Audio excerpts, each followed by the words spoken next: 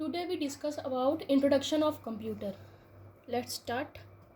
जैसा हमें पता है कि कंप्यूटर एक इलेक्ट्रॉनिक डिवाइस है जो हम इनपुट डिवाइसेस के थ्रू उसे डाटा देते हैं और सीपीयू के द्वारा वो प्रोसेस होकर हमें आउटपुट के रूप में मिलता है।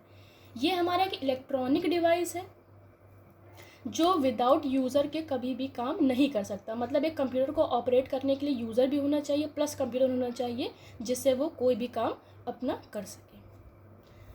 देन अगर हम डाटा की बात करें तो डाटा हमारा किसी भी रूप में हो सकता है। वो सिंबल के फॉर्म में हो सकता है, एक न्यूमेरिकल फॉर्म में हो सकता है, जो हम एक रॉ मटेरियल के थ्रू वो होता है और उसे हम देते हैं और प्रोसेस होकर वो आउटपुट के रूप में हमें मिलता है।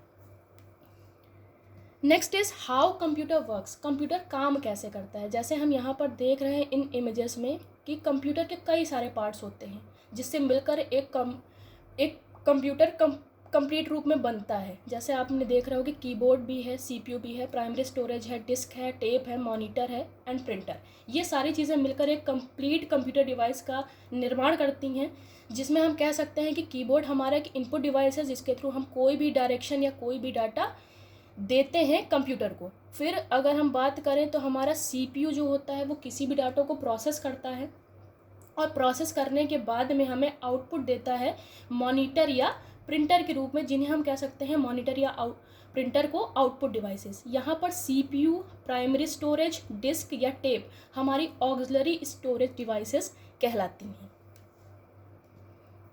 नेक्स्ट हम आते हैं कि डेफिनेशन ऑफ अ कंप्यूटर। जैसे हमें पता है कि कंप्यूटर एक इलेक्ट्रॉनिक डिवाइस है या वो एक इलेक्ट्रोमैकेनिकल डिवाइस है। मतलब जैसे कंप्यूटर को अगर चलाने के लिए हमें इलेक्ट्रिसिटी की ज़रूरत पड़ती है, क्योंकि कंप्यूटर विदाउट इलेक्ट्रिसिटी काम नहीं कर सकता है, इसलिए उसे हम कह सकते हैं कि एक इलेक्ट्रोमैकेनिकल डिवाइस है। नेक्स्ट आते हैं कैरेक्टरिस्टिक्स ऑफ कंप्यूटर, यानी क्या क्या विशेषताएं होती हैं एक कंप्यूटर में। जैसे हम देखते हैं किसी भी पर्सन को उसकी अपनी एक क्वालिटी होती है, सेम वैसे ही कंप्यूटर की भी कुछ अपनी कैरेक्टरिस्टिक्स हैं। तो फर्स्ट हम बात करते हैं स्पीड की। कंप्यूटर में स्पीड का मतलब होता है कि अगर हम कोई भी इनपुट उसे जैसे ही देते हैं तो कितनी जल्दी वो प्रोसेस करके हमें आउटपुट देता है।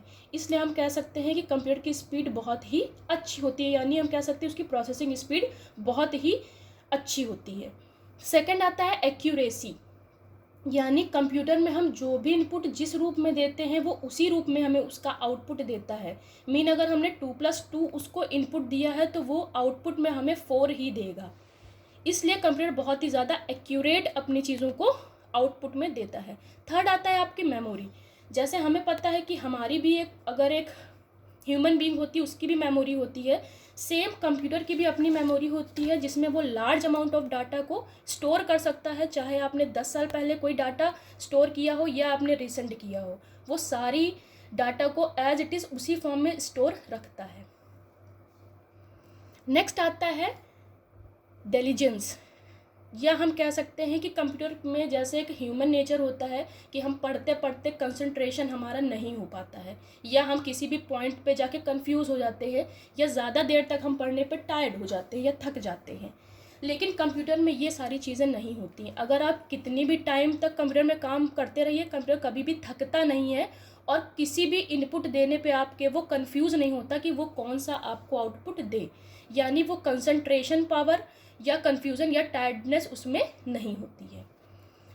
फिफ्थ आता है हमारा वर्सटैलिटी। वर्सटैलिटी मतलब एक टाइम पे कई सारे काम हम अगर एक साथ कर सकते हैं तो हम कहलाते हैं कि हम बहुत वर्सेटाइल हैं। सेम कंप्यूटर भी हमारा इस फीचर को अलाउ करता है, जिसमें यानी अगर हम चाहे उसमें किसी भी चीज़ को टाइप कर सकते हैं, सेम टाइम हम म्यूज़िक भी सुन सकते हैं, किसी मूवी को देखना चाहें वो भी कर सकते हैं, यानी इंटरटेनमेंट की सारी चीज़ें भी कर सकते हैं, प्लस आपकी जो भी पढ़ने लिखने की चीज़ें होती हैं वो भी एट अ टाइम आप उस पर कर सकते हैं। सिक्स्थ आता है आपका पावर ऑफ रिमेम्बरेंस, यानी किसी भी चीज़ को कंप्यूटर आपके लॉन्ग टाइम तक उस चीज़ को याद रखता है। याद रखने का मतलब आपने कितने दिन भी पहले उसमें कोई भी डाटा स्टोर किया था, एज अ फाइल के रूप में स्टोर किया था आपने, तो वो आपको उस डाटा को या उस फाइल को एज इट इज़ उसी फॉर्म में आपको दिखाता है, क्योंकि वो लार्ज अमाउंट में चीज़ों को स्टोर कर सकता है और एक साथ कई भी चीज़ों को आपको फाइल में वो शो कर सकता है। नेक्स्ट आता है आपका टाइप ऑफ कंप्यूटर्स, यानी कंप्यूटर कितने प्रकार के होते हैं।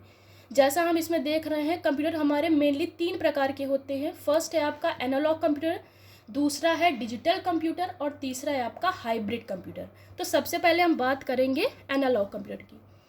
एनालॉग कंप्यूटर जैसे हम इस इमेज में देख रहे हैं वो आकार में बहुत बड़े होते हैं, ठीक है, आकार में बहुत बड़े होते हैं। तो बेसिकली एनालॉग कंप्यूटर में अगर कोई भी व्यक्ति इनपुट जो भी उसमें दिया जाता है तो वो इनपुट को डायरेक्टली आपके एनालॉग सिग्नल्स में चेंज कर देते हैं। जैसे अगर हम देखते हैं कहीं का भी अगर वेदर फोरकास्ट होता है वहाँ पर अलग अलग एनालॉग कंप्यूटर यूज़ किए जाते हैं, जिससे उस एरिया का या आप कहीं का भी अगर वेदर फोरकास्ट जानना चाहें तो वो हर 1 सेकेंड या मिनट्स के वेदर फोरकास्ट क्या करता रहता है, देता रहता है।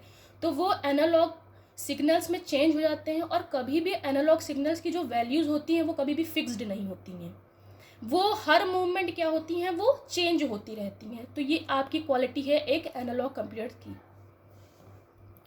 नेक्स्ट आते हैं हमारे डिजिटल कंप्यूटर। जैसे हम देख रहे हैं डिजिटल कंप्यूटर हमारे कह सकते हैं कि डिजिटल कंप्यूटर में जो भी हम इनपुट देते हैं उसे, यानी जो भी हम डायरेक्शन देते हैं उसे, तो वो हमारे इनपुट को बाइनरी लैंग्वेज में फर्स्टली सेव करता है। उसके बाद में आपने जिस रूप में इनपुट दिया था उसी रूप में आपको आउटपुट देता है। यहाँ पर बाइनरी लैंग्वेज यूज़ की जाती है इन डिजिटल कंप्यूटर्स, और यहाँ पर हम कह सकते हैं जो मैक्सिमम वैल्यू होती है डिजिटल कंप्यूटर या बाइनरी लैंग्वेज की वो 1 होती है और मिनिमम जो लैंग्वेज होती है वो 0 होती है। जैसे हम पर्सनल कंप्यूटर यूज़ करते हैं या साइंटिफिक कैलकुलेटर, ये सारे हमारे डिजिटल कंप्यूटर के रूप में आते हैं। नेक्स्ट आता है हमारा हाइब्रिड कंप्यूटर। हाइब्रिड कंप्यूटर कह सकते हैं एनालॉग कंप्यूटर और आपका जो एनालॉग कंप्यूटर था और दूसरा आपका था डिजिटल कंप्यूटर, दोनों का मिला जुला रूप हम कह सकते हैं हाइब्रिड कंप्यूटर होता है। यानी एक इस कंप्यूटर में आप दोनों प्रकार के काम कर सकते हैं। जैसे हम इमेज में देख रहे हैं आपके यहाँ पर एक डिजिटल थर्मामीटर है। इस डिजिटल थर्मामीटर में आप क्या कर सकते हैं, जैसे आप देख रहे हो तो ये क्या करता है, जो भी टेम्परेचर होता है उसको कन्वर्ट कर देता है एनालॉग सिग्नल्स में, प्लस हमको एक्यूरेट टेम्परेचर का मेजरमेंट भी दिखाई देता है। यानी वो डिजिट्स के रूप में आपको एक डिजिटल कंप्यूटर के रूप में भी आपको डिजिट शो करता है। नेक्स्ट आते हैं आपके क्लासिफिकेशन ऑफ कंप्यूटर। यहाँ पर आपके जो क्लासिफिकेशन दिए हुए हैं ये हैं आपके बेसिकली आपका जो डिजिटल कंप्यूटर है उसको फर्दर 4 पार्ट्स में हम डिवाइड कर सकते हैं। 4 पार्ट्स में सबसे पहला है आपका माइक्रो कंप्यूटर, दूसरा है आपका मिनी कंप्यूटर, तीसरा है मेन फ्रेम और फोर्थ वन है आपका सुपर कंप्यूटर। तो सबसे पहले बात करते हैं हम माइक्रो कंप्यूटर की, सॉरी। यहाँ पर माइक्रो कंप्यूटर जैसे नाम है माइक्रो, वैसे इनका आकार भी छोटा होता है और ये बहुत ज़्यादा एक्सपेंसिव नहीं होते हैं। इसमें यहाँ पर एक मेन बात है इन कंप्यूटर में कि यहाँ पर माइक्रो प्रोसेसर चिप का यूज़ होने लगा था इन माइक्रो कंप्यूटर्स में, और इनकी जो स्टोरेज कैपेसिटी थी वो टेट्राबाइट्स में थी। इनको जनरल पर्पस के लिए कोई भी व्यक्ति ऑफिस पर्पस के लिए या पर्सनल यूज़ के लिए यूज़ किया जा सकता था। नेक्स्ट है आपका मिनी कंप्यूटर। इनकी प्रोसेसिंग स्पीड कह सकते हैं माइक्रो कंप्यूटर के कंपैरिजन कम थी। माइक्रो कंप्यूटर की कंपैरिजन इनकी प्रोसेसिंग स्पीड कम थी, और लेकिन ये माइक्रो से कंप्यूटर से कुछ आकार में बड़े थे। इनको भी जनरल पर्पस के लिए यूज़ किया जाता था। नेक्स्ट आपके हैं main frame computers. Main frame computers basically ये आपके साइज़ में माइक्रो और मिनी से काफ़ी बड़े थे, और इनका यूज़ बेसिकली किया जाता था जहाँ पर आप लार्ज अमाउंट में डाटा को ऑनलाइन ट्रांसफ़र किया जाना होता था। जैसे आपके बैंक सेक्टर होते हैं या आपके मेडिकल सेंटर्स होते हैं, वहाँ पर इन कंप्यूटर का यूज़ किया जाता था। नेक्स्ट है सुपर कंप्यूटर। सुपर कंप्यूटर की कैपेसिटी आपके माइक्रो, मिनी और मेन फ्रेम से सबसे ज़्यादा थी।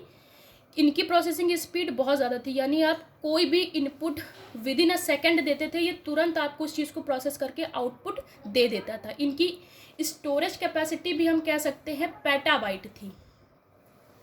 और यहाँ पर क्या है, क्योंकि प्रोसेसिंग स्पीड बहुत ज़्यादा बढ़ानी थी इसलिए यहाँ पर नंबर ऑफ CPUs भी बहुत ज़्यादा होते थे। इनका भी यूज़ हम कह सकते हैं कि जहाँ पर मिसाइल्स ज़्यादा बनती हैं या आपके स्पेस क्राफ्ट होते हैं, वहाँ पर इनका यूज़ बेसिकली किया जाता था।